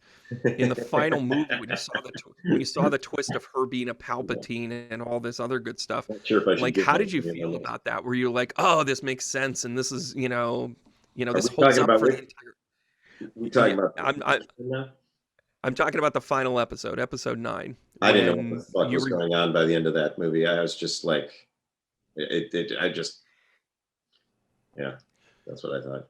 I was just like, I don't even know what I'm watching anymore. There's like horses running on the outside of spaceships, and fucking Emperor's dead and he's back. And like, what the fuck? Like, just somebody kill him. Somebody kill the bad guy. Yeah, what's the point? We killed him once. He's here again. Like, why are we bothering? I don't know. I was just so completely like, I don't even fucking know at this point. Well, again, though, is that also still like how the franchise was like, we have to have an ultimate twist, so let's make it so twisted. Like, if they made it predictable, we would have been okay with it. But doesn't that also kind of take away? Right. So you're really into episode 4, 5, and 6. I liked the films. I thought Rogue One had some issues with it in some of the characters and character development, but I thought overall that was the closest thing we'd had to a good movie at that point. And I think The Mandalorian's wonderful. Yeah, it's really that tie-in is perfect. That tie-in was perfect. I think they're getting pretty much everything right with that. And in my personal opinion, that's the only thing that's saved. Well, okay, I never got into like the Clone Wars and stuff like that. I'm just talking about the films and TV. So well, it makes sense. I mean, like that stuff, but I just don't know about that. But I think that. Well, I think that. Go ahead.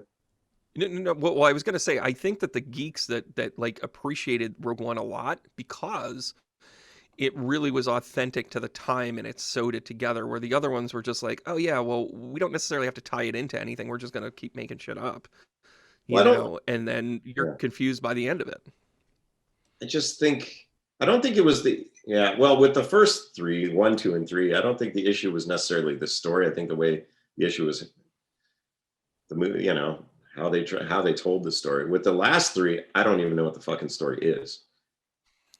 And like you can summarize, I made this point to a friend of mine. I'm like, all right, so tell me the story of Star Wars, just like real quick, like the original. And then like, okay, you can sort of sum it up in a couple sentences, starts with this farm boy and thrown into this galactic thing. And turns out he's actually a huge part of things, saves the day a couple times,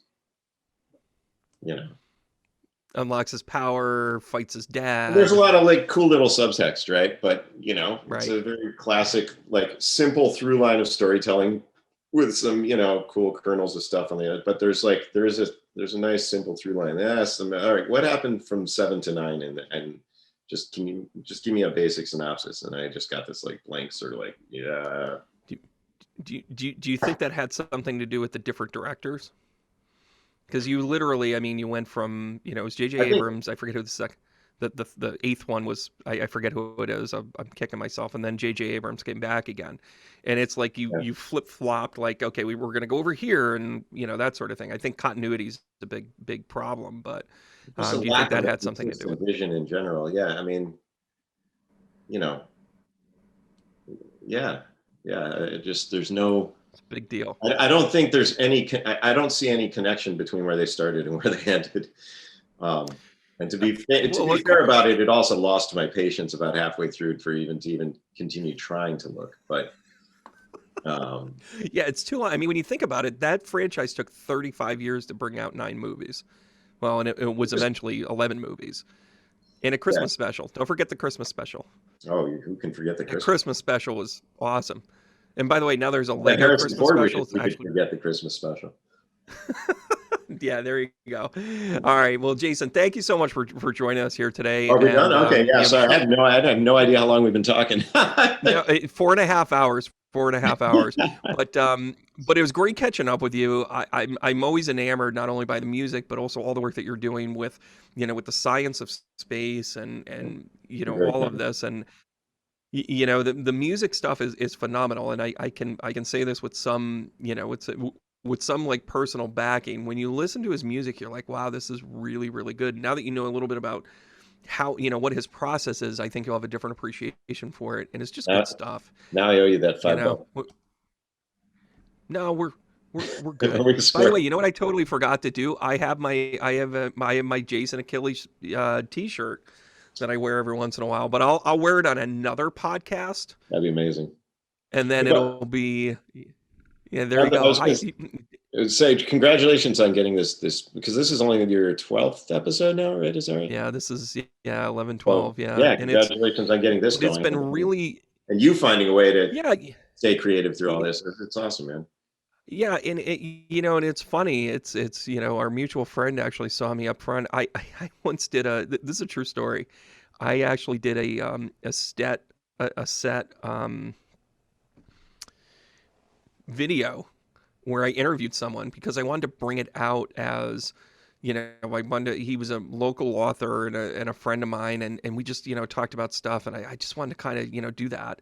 And it never got off the ground, but it was 4 years ago now. Right. And I think I was kind of visionary to kind of do this kind of interview talk and talk about intuition and, how energy works and everything else and finding these cool subjects. I was just ahead of my time again. So that's the problem of being a medium. I mean, circumstances force, like, again, this goes back to what we were talking about, like what's motivating things right now. Like, 8 months ago, it was not considered okay for you to work from home. If you had a normal job, like if you're now everybody is doing this. Now everybody's doing it, and hopefully when we come out of the other side of this, that stigma of working from home will be removed. So people with kids and and I don't know. I just like I got excited about making. I got to tell you, it has been. I mentioned this before we were getting on the pandemic has actually been the coolest thing that's happened to me because it forced me into saying, get your studio, absolutely. Be creative. No, there's your deadline, limitations and deadlines. All right, Jason, listen, keep rocking, man. And I'm going to see you soon. It's a pleasure, man. Thanks for having me. I really appreciate it. All right, bud. Take care. All righty.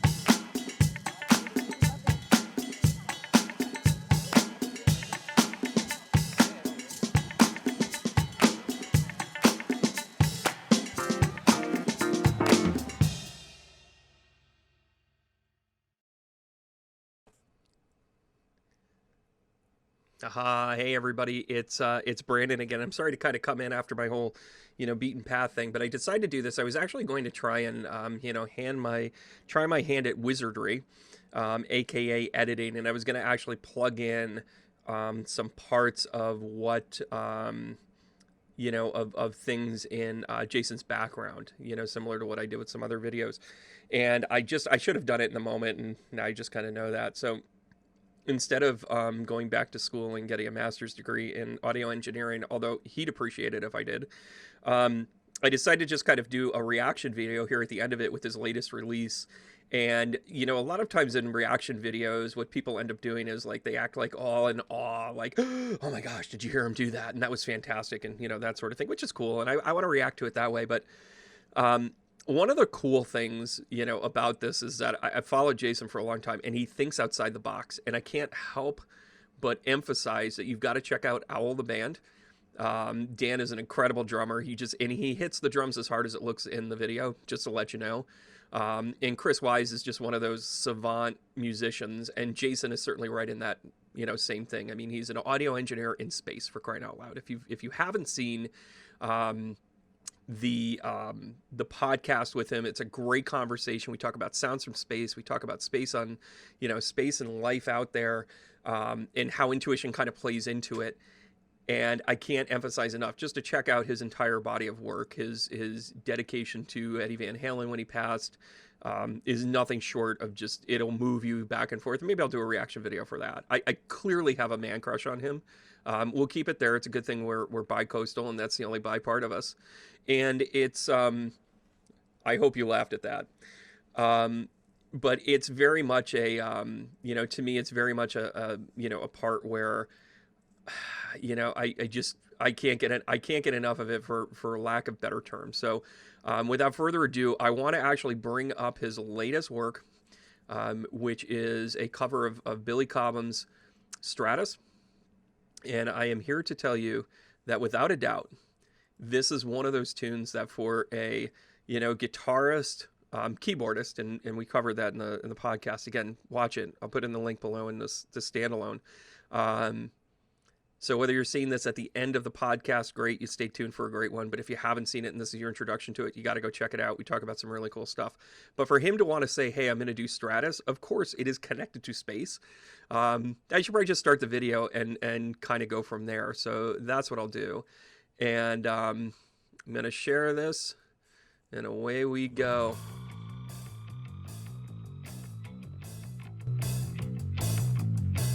Birds are sexy, dude.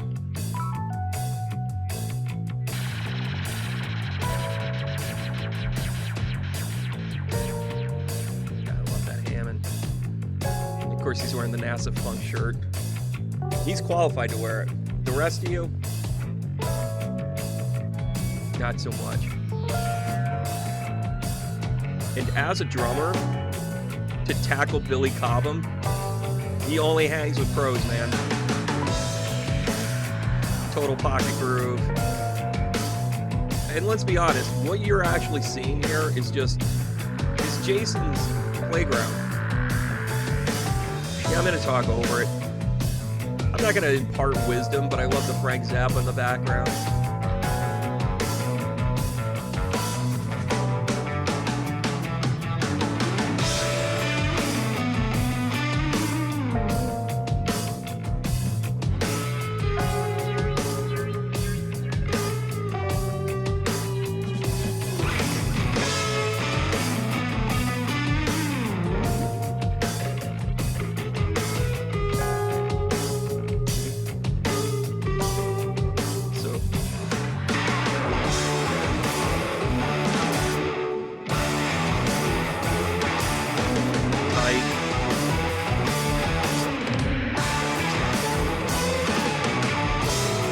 Super tight. So this is, I'm just going to keep going with this. I'm not going to do any pauses or any other crap. I just hope you can hear me. Maybe I'll turn down this volume here. I got to come back into the tight. So of course he's on, he's on his aged Gretsch. So I'm going to point out that basically everything that he's using, that Jason is using, he either found on the side of the road or just valued it since the day he was born. Like, he just, it's fantastic. That Hammond was probably something, and knowing Jason, he's going to turn around and say, oh yeah, that was the Hammond that, that was the Hammond that was used in the background on Key of Life, and, I found it on the side of the road, and the guy said, Stevie Wonder thought it was great back in the day, and I brought it home and I fixed it up. Like, those are the stories he tells. It's awesome.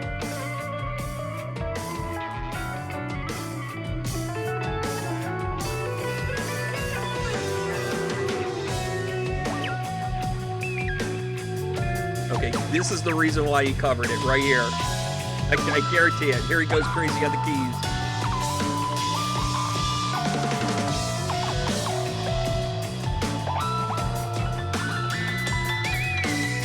Piano he found on the side of the road.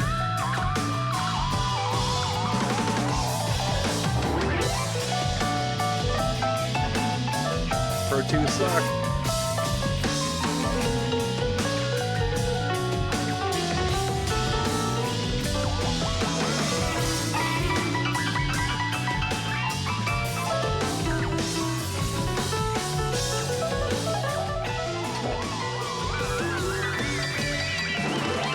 be any tastier. All right, I almost want to pause it, but I'm going to bring it down. So that tight out right there, that boom, ba-da-ba-da-doo. So this is why to cover a tune like this as a drummer is both simple and complicated, because Billy Cobham did this really cool thing. Those of you that don't know, he really kind of initiated what is known as the open concept, you know, and he wasn't the first one, and he's certainly not the last one. And if you don't understand what like an open grip is, take a look at my conversation with Bobby A drums. Bobby Angeletta really kind of talks a little bit about it. That's how the message came through for his dad. But it's funny, he used this open grip concept where he played like a dual drum kit, where it was in perfect harmony, where it's like the left side of the kit was like the right side of the kit. He had rides on both sides, so he was able to reach a whole lot of things. And not that this drummer's nailing it. I don't know who it is, but I'm gonna find out. I'm gonna put it in the notes because he's nailing it. I gotta give him credit here, because the way he breaks this down is he fits the pocket groove ridiculous. Like he's in the groove. And when you check out all of Jason's stuff, you're going to see that he really loves pocket grooves. That's why I love listening to him. Like, it's all instrumental stuff, and he nails it. He's just having the time of his life.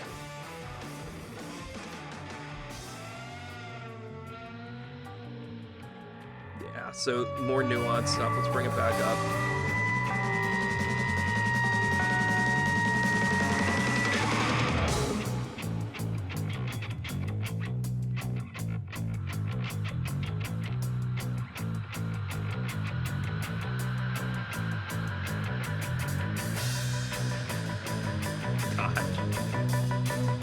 You want to see somebody live with their passion and what they love to do? This is 101. And by the way, you see him doing the dual thing on each, you know, on the ride and the hi-hat there. Excellent work.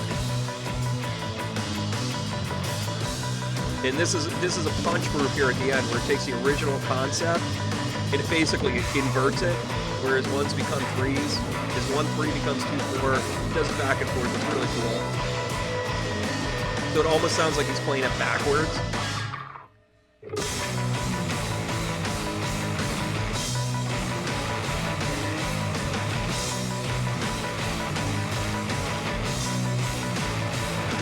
A+ on the editing too. Bring us home, kids.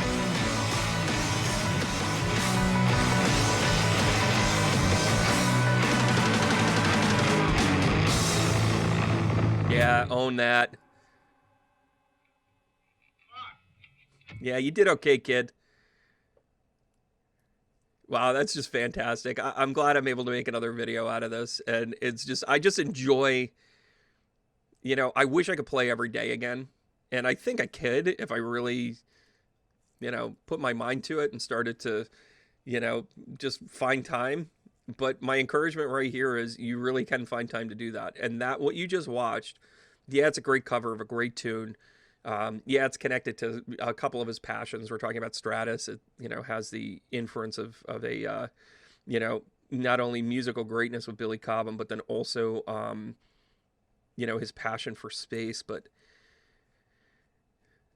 you got to get out there and you got to do it. I'm so friggin' jazzed listening to that. It's so well done and it's such a craftsmanship. And you can tell he just loved everything about it. So instead of talking about this as a reaction video, as in like, hey, his musicianship is good, I commented on that. The drummer's top notch. I got to get his name and I got to get it out there.